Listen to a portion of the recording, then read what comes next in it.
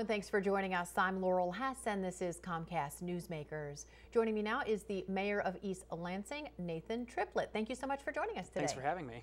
Talking about public art today, some communities, west side of the state, they've got a big art event, art prize that they do. You hear about, in Chicago, they've got the cows, or they did all over. Events happening all the time. But here in East Lansing, you've actually come up with a way to provide public art, displays of art, year-round. That's right.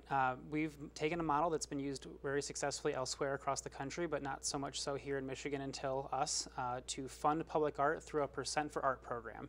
So we're going to take 1% of the cost of our general fund dollars that are spent on capital improvements and public facilities and dedicate it for public art on the public side, and on the private side also require that developments over $500,000 in total project cost set aside 1% for public art as well. They can do that in their own project, they can contribute it to the city's public art fund, they can donate a piece of public art, but one way or another through those options, we're going to see a lot more public art incorporated in public spaces across the community as a result of this proposal.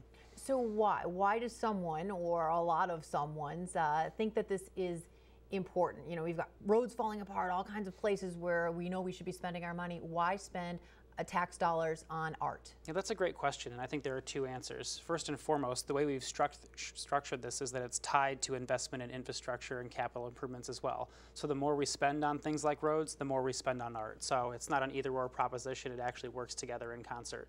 And the second piece is because this type of public art really adds to the identity of a community. It breaks the trend of blandness and sameness that you often see in communities across the country and really gives the community a sense of self and a way of knowing that here's this piece, I know I'm in East Lansing. Think about the city of Grand Rapids, for example, and their orange sculpture outside City Hall. Not only is it the city's seal, but it's also emblematic of that community, or the Cloud Gate, or the Bean, I guess we should call it, in Chicago. Now, I didn't know what Cloud Gate was, but I knew what the Bean was. So everyone knows it, and they know that they're in Chicago and Millennium Park. It really helps build a sense of identity and revitalize public spaces, and we'll be able to do that now in East Lansing on a much larger scale than we have in the past.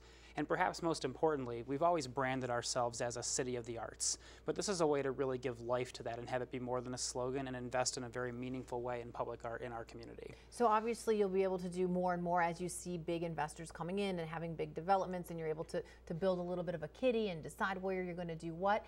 But you already have put in place and recently dedicated some artsy bike racks, is that correct? That's right. With the help of a grant from the Lansing Economic Area Partnership of $10,000 and contributions from our Downtown Development Authority and Arts Commission, we dedicated 6 artistic bike racks.